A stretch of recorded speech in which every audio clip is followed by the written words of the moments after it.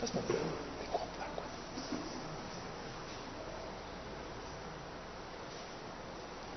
Obrigado.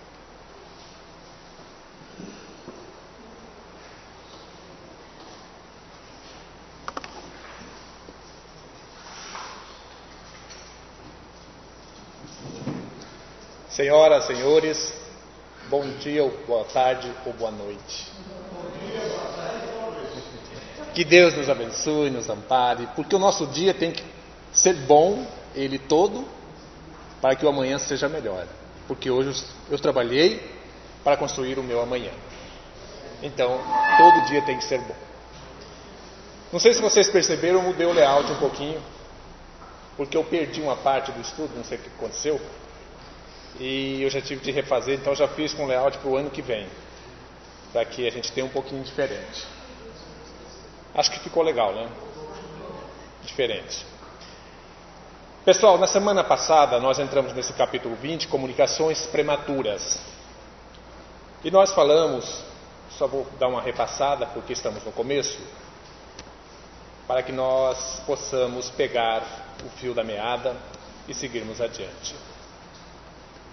O primeiro desejo de quem perde no plano material um ente querido é naturalmente no sentido de ouvir-lhe a palavra amiga pela mediunidade. A partir do momento que nós sabemos da existência da mediunidade, claro, nós queremos ter notícias daquele nosso ente querido que partiu. E nós vamos falar durante o estudo de o quanto isso pode ser prejudicial, tanto para o desencarnado como para nós também, e um pouco mais para ele. Saber onde está, como se encontra, conhecer-lhes as notícias, sentir-lhes as emoções, amenizar a saudade pungente. Como nós temos saudades. Às vezes, quando a pessoa está aqui, a gente nem visita, mas quando desencarna, nós ficamos morrendo de saudade. E falamos para os outros, nossa, eu estou com saudade e tal. Mas às vezes nem está tanto assim. Mas tem alguns que até sentem saudade. Mas a gente gosta de fazer um teatrinho em cima das coisas muitas vezes. Entendemos justo e compreensível o anseio de quem ficou imerso em lágrimas, vendo partir da vida o ser amado. A mensagem de que se foi representa esperança e conforto. É algo surpreendente para todos nós. Quando a gente tem essa certeza de que nós podemos receber uma comunicação, uma mensagem, uma palavra do nosso ente querido que partiu. Esse é um dos grandes feitos da doutrina espírita. Foi a única doutrina religiosa que matou a morte. A partir daí, a morte perdeu o seu grande e assustador significado. Porque nós vimos que quem morre é o corpo. Eu permaneço vivendo, eu permaneço consciente. Eu permaneço o senhor de mim, o senhor de si. Apenas destituído do corpo físico. Esse corpo físico só vive, só caminha, só tem vida graças à existência do espírito que o anima. Porque a partir de então, se o espírito deixar de animar, ele tomba e entra muito rapidamente num processo de decomposição e se perde. Eu fico imaginando como tem gente ainda que acredita que haverá a ressurreição dos corpos. É uma coisa impossível. Impossível, seria o meio mais complexo, mais difícil, mesmo para o Criador, ressuscitar os corpos de pessoas que morreram ou que desencarnaram há 10 mil anos, há 5 mil anos, há 1000 anos, há uma semana atrás. Primeiro porque não haveria espaço na Terra para todo esse povo. Ia entrar em colapso. Seria impossível. Mas através deste formato que o Espiritismo nos apresenta, da reencarnação ou das reencarnações, nós podemos transitar no mundo físico, no mundo espiritual, quantas vezes necessárias forem para o nosso progresso. Desencarnamos hoje, passamos uma temporada no plano espiritual, E com as portas da mediunidade nós podemos nos comunicarmos com os nossos entes queridos e depois nós voltamos para o mundo físico. Permanecemos uma temporada, voltamos ao mundo espiritual e assim sucessivamente. Então a doutrina espírita, ela descortinou para nós um mundo que nós, na grande maioria, ainda não sabíamos, desconhecíamos.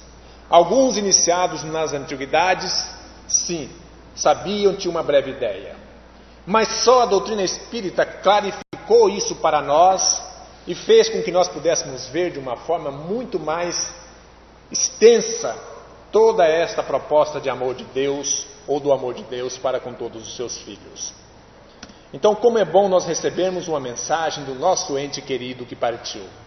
Mas é necessário, como já dissemos na semana passada, tomarmos algumas precauções, termos alguns cuidados para não sermos enganados, para não receber supostas mensagens de ente querido que não tem nada a ver com ele, é uma outra coisa. Aqui nós vamos começar hoje. Os amigos esclarecidos conhecem, no entanto, as dificuldades e inconvenientes de uma comunicação prematura, com o desencarnado amparado no processo de refazimento psíquico e de recomposição emocional. É uma minoria, ninguém de nós, eu posso até falar por mim, eu não estou preparado. Se eu desencarnar hoje e amanhã já está aqui dando comunicação, não tem como. Eu tenho que me readaptar no mundo espiritual, me preparar, porque eu estive fora um largo período de tempo, para que eu possa começar a trabalhar aqui. O que pode ocorrer é um protetor meu, alguém que me é querido, vir aqui dar uma mensagem e dizer como eu estou. Mas é mais complexo, mais difícil. No dia seguinte, uma semana depois, um mês, eu já vim aqui através da mediunidade já trazer uma mensagem falada, escrita, seja como for. Então não é fácil.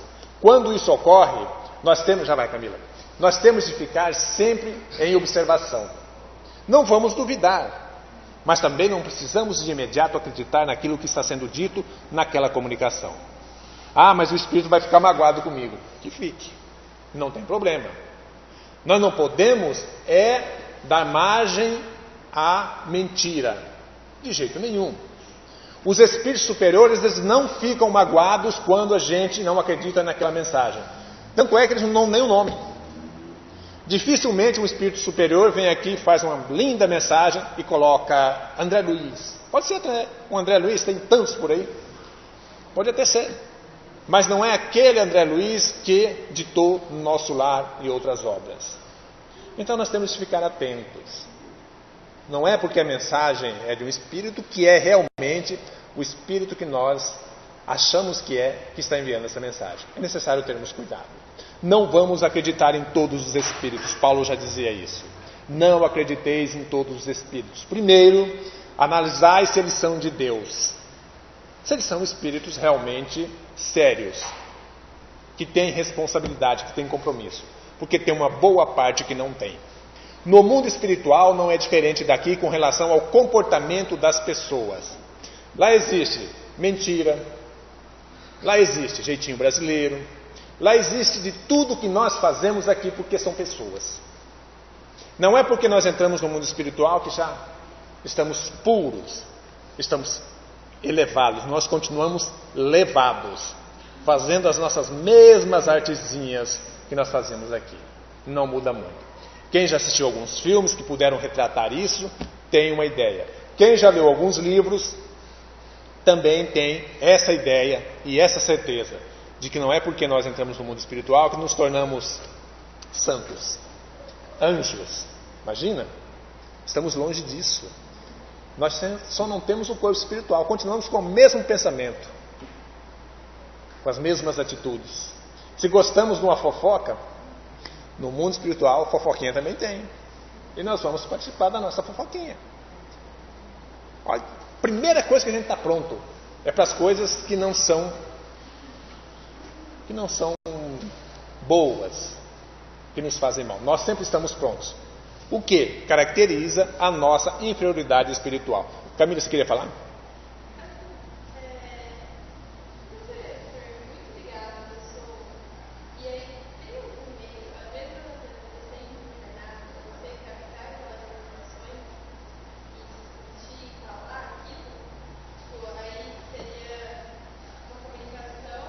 indireta? É possível. É possível.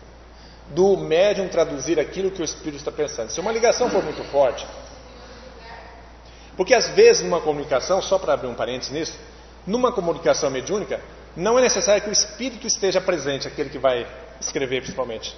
Às vezes ele está lá em outro lugar, distante, milhares de quilômetros, mas pelo pensamento, a gente já falou sobre isso, a força do pensamento, ele pode mandar uma mensagem, um médium que está sintonizado com ele, capta e escreve essa mensagem. Sensações também. Pelo pensamento, o pensamento é um cordão, é um fio elétrico que transmite dados, que transmite energia, que transmite... Claro que pode ser ajudado. No mundo espiritual, conforme ele vai evoluindo, não tem limites. Não tem limites. Muita coisa que nós nem imaginamos é possível e ocorre.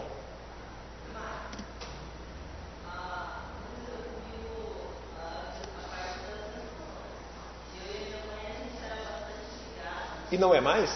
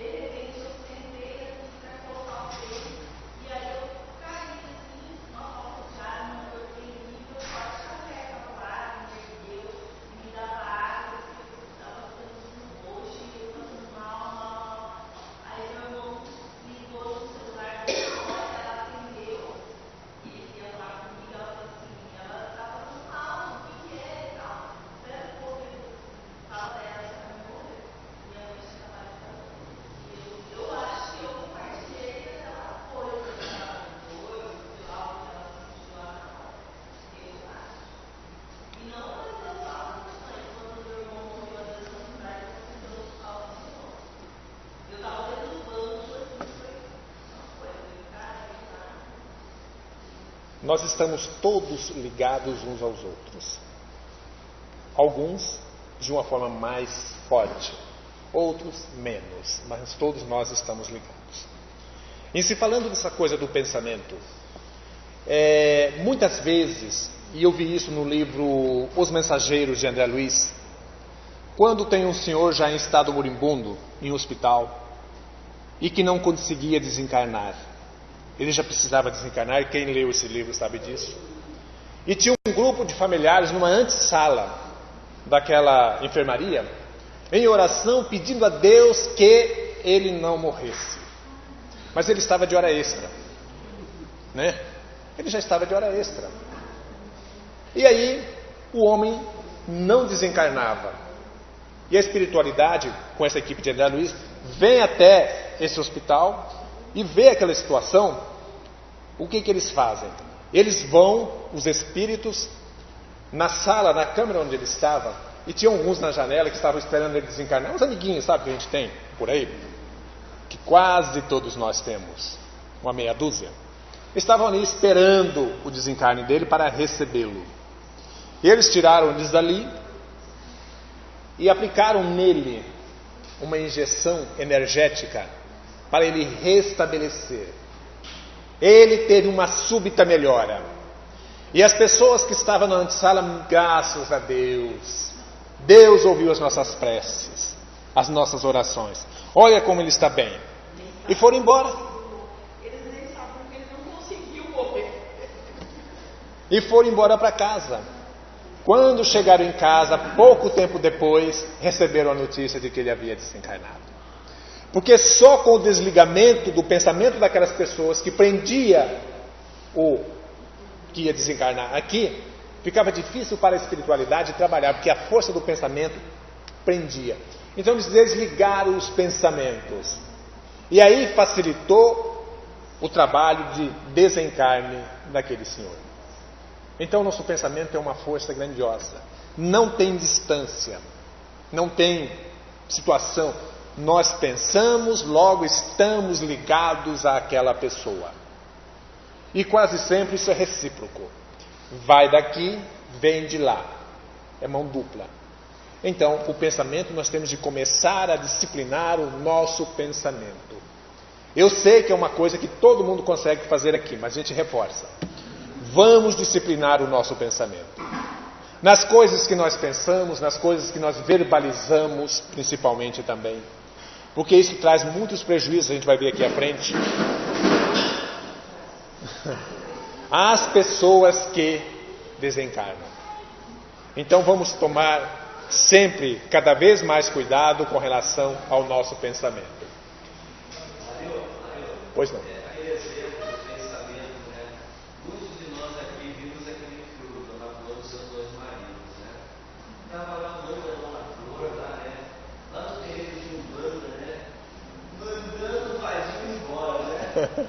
Aí a dona falou, não! O que aconteceu? Eu vi nessa cena, a mãe da dona falou, não é dos infernos, né? Ela estava sendo chumbando, batendo a tabaque lá. E de repente a dona falou, não! Ele voltou para a casa dele. Com muito mais força até. É o resumo que Deus considera. Exatamente. Então, olha, a respeito, né, mas você falou também, puxa, o avô está lá com 90 anos, né? Como você falou, não tem uma idade vencida já, né? Hora extra? Hora extra, né? Aí os parentes lá, e muitas vezes é problema da pensão, uma pouco da pensão, enfim, segurando o parente ali, quando já está de hora extra, está de hora vencida, e nós segurando ele aqui. Outras vezes na entrevista as pessoas falam assim, meu avô desencarnou. Eu falei, mas desencarnou com quantos anos? 95 anos. Ela fala assim, eu sei se eu vou chegar no 90. Até para dar um estudo na pessoa, eu não sei se eu vou chegar no 90. Você está achando que o seu avô desencarnou nos 90? Ele estava bem. Os outros 10 anos em coma na cama. Que egoísmo, né? Pessoal, se chega com qualidade de vida, orgulhoso, consciente, produtivo, sei lá, você é pedir demais, né? Mas aí o avô estava em estado de coma e segurando ele aí daqui. Então isso aí, não sei, parece meio frio, né? E vai ser um pouco de egoísmo, né? Aí, seja feito a vontade de Deus. Quem sabe a hora é Deus, nós não sabemos. Mas, puxa, claro que eu vou querer que meu pai, que minha mãe, que meu avô permaneça aqui ainda mais 30 anos. Mas isso não depende da gente. Só que muitas vezes nós é que acabamos sofrendo, nos apegando a esse ser, prejudicando a ele. E é uma questão de consciência, né, gente? Venceu o nosso tempo, nós temos de ir embora. Não adianta nada, nós temos que exercitar isso em nós. Não adianta nada nós ficarmos aqui prendendo, sabe, segurando. Não, gente, é natural, é da vida. Tem um fator que o Gervásio disse que é muito interessante, a chamada pensão. Porque se ele for, a pensão seca.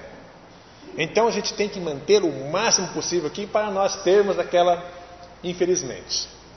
É um instrumento de ganhar dinheiro. Não está preocupado com a saúde, com a vida daquela criatura, mas sim com o que vem da existência ou da permanência daquele irmão aqui. Infelizmente tem muito isso.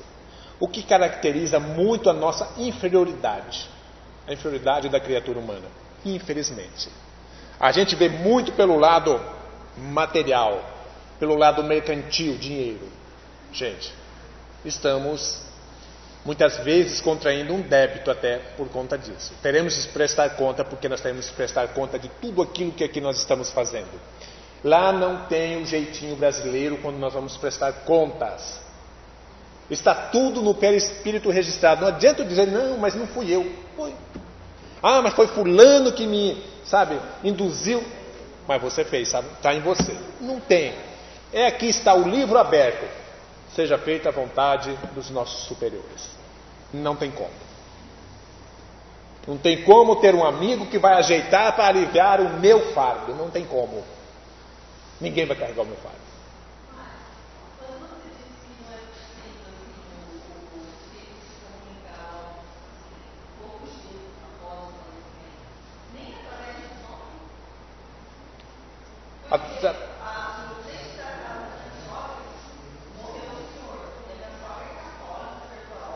Apostólica Romana.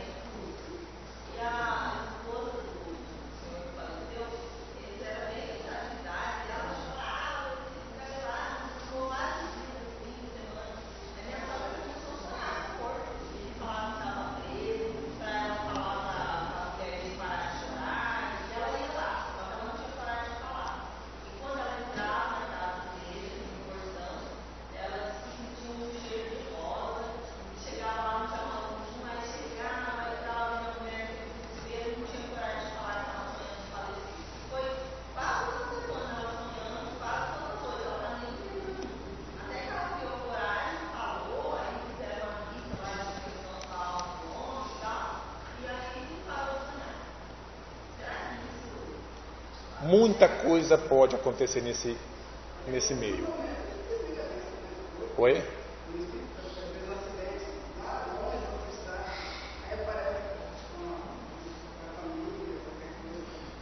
Uma das coisas que pode ocorrer: desencarna muitos de nós não sabemos nem que desencarnamos.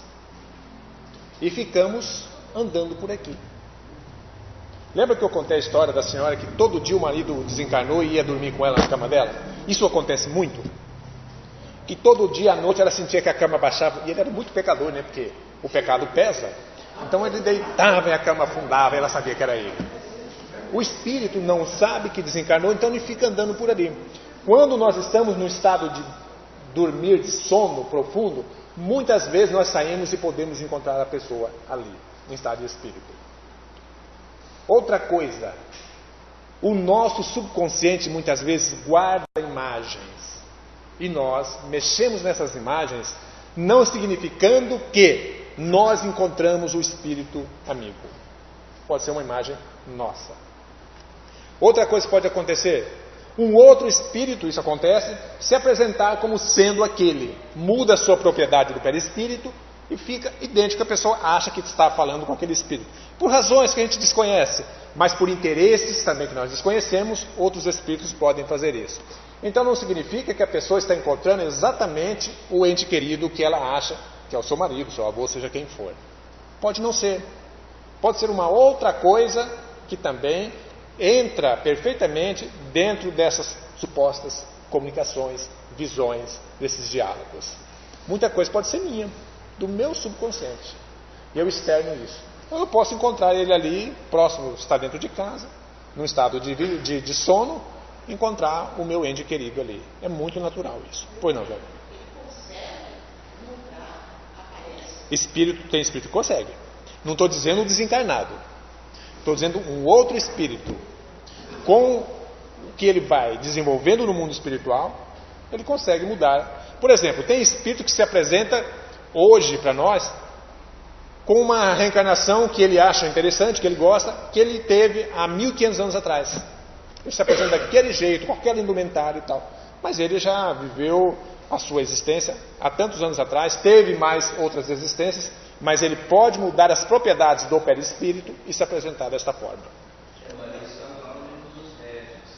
E essa entidade espiritual, para fazer isso, ela tem que ter um pouquinho já de evolução intelectual. Exatamente. Quer dizer que seja uma entidade evoluída moralmente.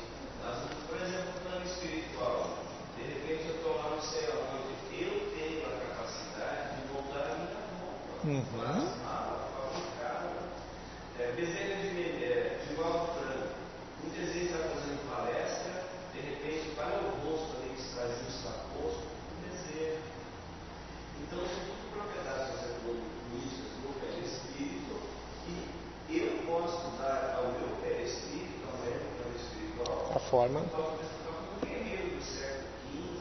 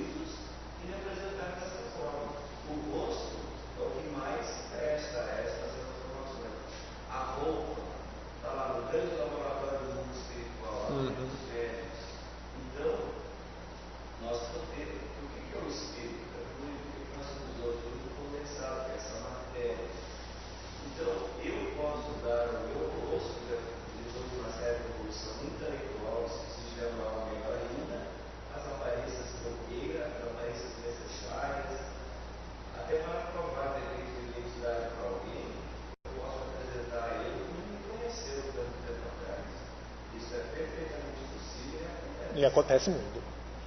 E como o Gervásio disse, só para dar uma... E não significa também que precisa ser um espírito superior elevado, não. O espírito inferior também, ele estuda e são inteligentes, e eles conseguem também, com o estudo e a busca, modificar essa propriedade também. É como ele disse, é adquirir o conhecimento de como se faz isso. Isso é muito mais fácil para os espíritos superiores. Mas tem espírito superior que também desenvolve em si, não significando que ele é elevado, essa condição de provocar algumas mudanças no seu perispírito. Pois não, Davi? Eu estou ouvindo um áudio Violetas da Janela. E lá eles falam muito de colônias. Por exemplo, tem a colônia São Sebastião, e eles dizem assim que existem outras várias colônias espalhadas pelo Brasil. E fora do Brasil também. Na Índia e coisa e tal. Em todo lugar tem, né? Em todo lugar. Tá. Mas, por exemplo, eu estou morando aqui no Brasil. A minha descendência é japonesa. Para onde que eu vou? Para onde se sentir melhor. Para onde você se imaginar ir. Porque o teu pensamento aí ele passa a agir com maior força. Eu vivo aqui no Brasil hoje, no teu caso. Mas eu adoro o Japão. Eu tenho uma familiaridade com o Japão. Eu tenho uma intimidade com a terra do sol nascente. Eu vou para lá. Ou eu posso ficar nesse trânsito. Se eu tiver condições, permissão para isso, eu posso ficar nesse trânsito. Ora estou no Japão, ora estou no Brasil. Enfim, não tem um lugar assim definido que para alguns tem, mas para outros não. Eu vou ficar aqui. Bezerra de Menezes, quando começou o seu trabalho no Brasil, esse trabalho dele foi ganhando extensão para toda a América do Sul, Central e do Norte, parte da Europa, África. Quer dizer, você vai ganhando o espaço. Nós somos filhos de Deus. Na condição de filhos de Deus, nós somos herdeiros de Deus. Deus é o Criador do universo, nós somos herdeiros do universo. O universo nos pertence. Basta que nós tenhamos condições de transitar neste universo. E eu nunca me esqueço de uma mensagem de Joana de Ângeles. Quando Divaldo Franco estava muito doente na Califórnia, eu acho que eu até já contei aqui, e ele foi fazer uma palestra na cidade do Novo México, do México, no país México, capital, cidade do México. E chegando lá, ele estava muito doente, mal. Os anfitriões que o receberam queriam levar ao hospital e tal, mas ele tinha o compromisso e disse: não, eu vou ao compromisso. E ele ia ficar no 40º andar de um prédio. A cidade do México é uma das maiores cidades do mundo. Então ele estava lá com a sua problemática e tal. Aí chegou Joana de Ângeles. Minha irmã, você está vendo como eu estou mal? Eu sei, meu filho, eu sei. Pois é, não, você vai trabalhar. Você tem que trabalhar. Mas minha irmã, você vai ficar bem, meu filho. Você é filho de Deus. Eu sou filho de Deus, né? É verdade, você é filho de Deus. Meu filho, venha à janela desse prédio. Olhe para este horizonte, olha que maravilha. Que coisa bela, meu filho. É mesmo, mas sabe que eu não tinha visto? Pois é, meu filho. Olhe o universo, olhe o mundo. Você é filho de Deus. Você é dono disso tudo. Você é filho de Deus, herdeiro do universo. Ele sarou. E quando é que eu posso assumir? Quando Deus morrer.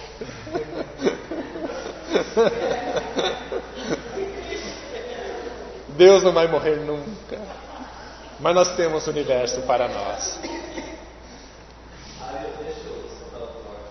Por exemplo, de noite, quando vidas o parcialmente do corpo físico, né? Será que eu vou buscar a colônia germânica, sei lá, precisando de Santa Catarina, no Rio Grande do Sul? Não necessariamente. Mas para onde que eu vou de noite? Para que local? É sempre uma questão da afinidade. Exatamente. Com alguém, uma ideia, uma filosofia, uma doutrina, uma religião. Que lugar que eu vou, quem que eu vou procurar?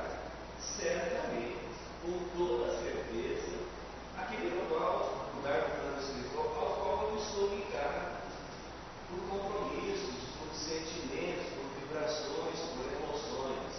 Eu necessariamente, saindo do corpo, vou procurar a colônia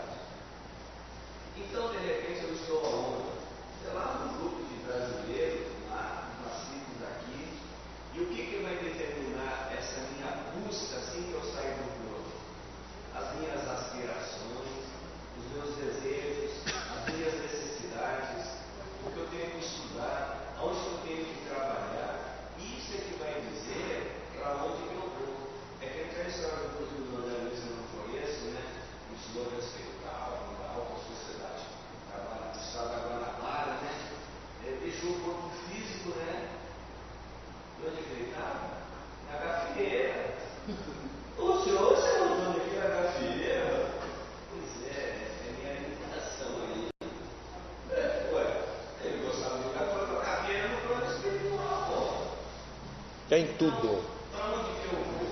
Eu vou para aquele lugar que meu coração me leva, meu espírito me leva.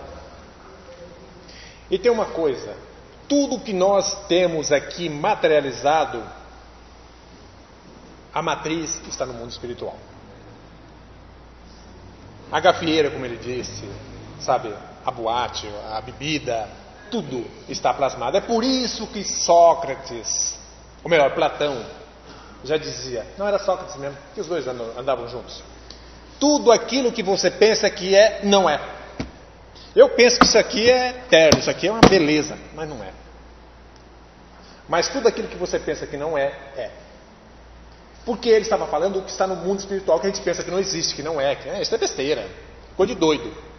Mas pega esse móvel aqui e deixa ele na rua ali por 1 ano, tomando sol, chuva, sereno, vento. Ele se acaba. Mas no mundo espiritual permanece a sua matriz. Então, já que ele falou as nossas moradas, e eu vejo muita gente dizer, depois que leu o livro, depois que assistiu o nosso lar, eu vou para o nosso lar. Eu quero ir para o nosso lar. Eu vou mudar minha vida porque eu vou para o nosso lar. Aí comete um erro. Meu Deus do céu, não vou mais para o nosso lar. Olha só que besteira que eu fiz e tal. E começa a viver no entorno do seu erro. E não vai mais para o nosso lar, não vai mesmo. Porque se prendeu ali. Quando nós errarmos, e se nós temos propósitos na vida, continuemos com os nossos propósitos. Vamos trabalhar para corrigir o equívoco. Mas nós, que temos vontade de habitar nosso lar, vamos habitar nosso lar. Por que não? A gente não pode ficar preso ali naquele erro. E a gente pode ir aonde a gente quiser, desde que tenhamos condições, merecimento, afinidade, enfim. Senão a gente fica preso ali naquele mundo. Por que muita gente desencarna e fica por aqui mesmo? Não tem perspectiva, não tem expectativa, não tem visão. Porque ela se prende naquele mundículo onde ela está. Onde ela viveu. E ela não sai dali. Não. Nós temos que ser livres. Nós fomos criados por Deus para sermos livres. E como diz muito bem Joana de Anjos, o universo é nosso. Nós vamos conquistar o universo, galáxias, sistemas solares. Vai demorar uns dias, claro, mas nós vamos conquistar sim. Porque Jesus disse, sois deuses com D minúsculo, mas sois deuses. E nós temos todo o apoio, a vontade de Deus para que nós realmente conquistemos esses espaços, esse universo. Só que nós ainda não temos condições. Nós não alcançamos ainda a condição básica necessária para irmos muito longe. E uma coisa que às vezes eu fico até pensando com relação à Federação Espírita Brasileira e às federativas, porque o espírito Lancelin ou Miramês, não lembro qual dos dois, através do médium João Nunes Maia, lançou um livro, que eu não me recordo o nome, talvez o Gervásio se recorde, que diz que o livre-arbítrio é uma farsa. Da forma que ele é ensinado para nós. É uma farsa. Diz lá, é Miramês que dita o livro. Diz o espírito Miramês. Se nós prestarmos atenção, não é bem isso que nós aprendemos. E a FEB condena essa obra. Sobre o livre-arbítrio. Muito bem, eu tenho livre-arbítrio e tal. Mas eu gostaria de estar agora lá na Torre Eiffel, que é um lugar que eu quero conhecer, jantando naquele restaurante que tem lá em cima. Eu posso? Não. Por enquanto não. Mas eu gostaria de estar passeando lá em Londres ou lá em Tóquio. Imagina, eu vou sair daqui e vou para lá agora. Não posso. O meu livre-arbítrio é limitado mesmo. E eu sempre faço um comparativo. Como eu morei em fazenda e fui criado em fazenda, o meu pai, quando ele ia sair de manhã para o campo, para mexer com gado, sei lá o quê, ele deixava os cavalos posar na soga. Não é na sogra. Na soga. O que é a soga? É uma corda de 20 metros, tal, com um poste amarrado. Ele ficava pastando naquele entorno, porque o cavalo pasta à noite. Ele ficava pastando naquele entorno. Ele tinha livre-arbítrio, mas muito limitado. Era de 20 metros o livre-arbítrio do cavalo. Assim o nosso. O nosso não é muito mais do que isso. Nós temos livre-arbítrio, claro que temos. Mas ele não é tudo isso que dizem que nós podemos ir ao que quisermos, para onde quisermos. Não. Tem limites. Conforme nós vamos evoluindo, esse limite vai se ampliando. E nós podemos, como está naquele livro Novas Mensagens do Espírito Irmão X, quando a mãe de Chico Xavier é convidada a visitar Marte, ela foi. E esse também, Cartas de uma Morta também dela, também fala sobre isso. Que ela foi convidada, foram alguns amigos, ela chegou, o Espírito Maria João de Deus chegou em Marte, participou lá de um seminário, de um negócio, quietinha lá. Quem já leu o livro Cartas de uma Morta, é mais claro isso, sabe disso. Participou, ficou quieta. Eles recomendaram que ela ficasse quietinha. É onde estava sendo permitido o seu livre-arbítrio. O nosso livre-arbítrio, o meu ainda, é muito limitado. É daqui para fora mais uns metros. O desencarnado também é a mesma coisa. Não é tão livre assim não. Porque ele não se permite. Nós, na grande maioria de nós, que somos ainda muito materialistas, estamos presos àquilo que nós construímos aqui. Quem será que vai pegar meu carro? Meu Deus do céu, vão levar meu carro embora. Comprei esse carro, paguei tanto, é um BMW, é uma Ferrari. Vão destruir meu carro. Vão destruir minha Ferrari, a minha loja. O que vão fazer da minha loja? O meu gado. E nós ficamos presos às coisas.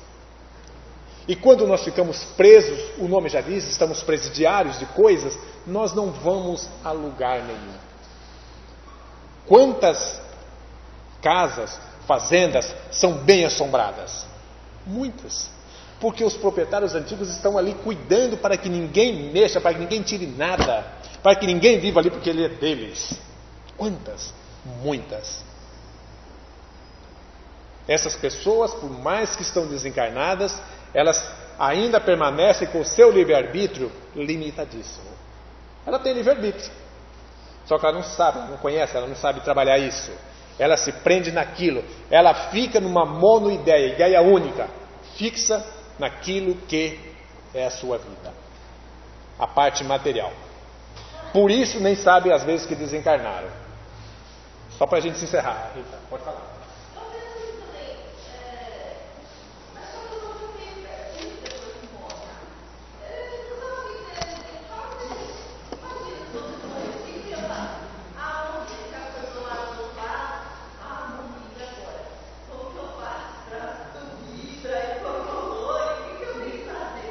É a condição do espírito. Já vai, me aquece uma caneta, Bruno.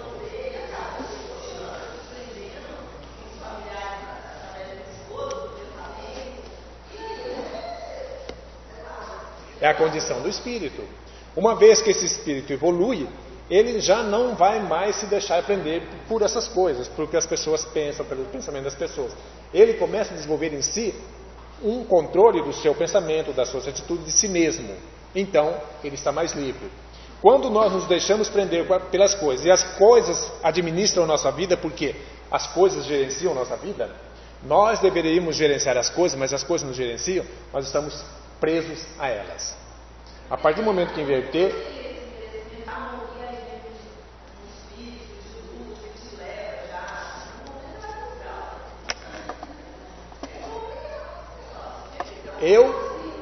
eu quero ir para o céu. Uma vez só falou um minuto. Pessoal, a vida seria muito triste sem o livre-arbítrio. Livre-arbítrio, liberdade de agir, pensar, sentir, fazer ou não fazer, 100% é Deus. Livre-arbítrio pleno, total e absoluto. Exatamente. A partir de Deus tudo é relativo. Agora, pessoal, se eu não tivesse livre-arbítrio até hoje, se eu não tiver livre-arbítrio a partir de um minuto próximo agora, a minha vida seria muito triste. Porque então alguém teria arbitrado a minha vida, teria decidido por mim. Eu tenho liberdade de passar o sinal vermelho, mas se eu quiser passar, eu passo. Eu posso morrer, matar alguém, acabar com o meu carro.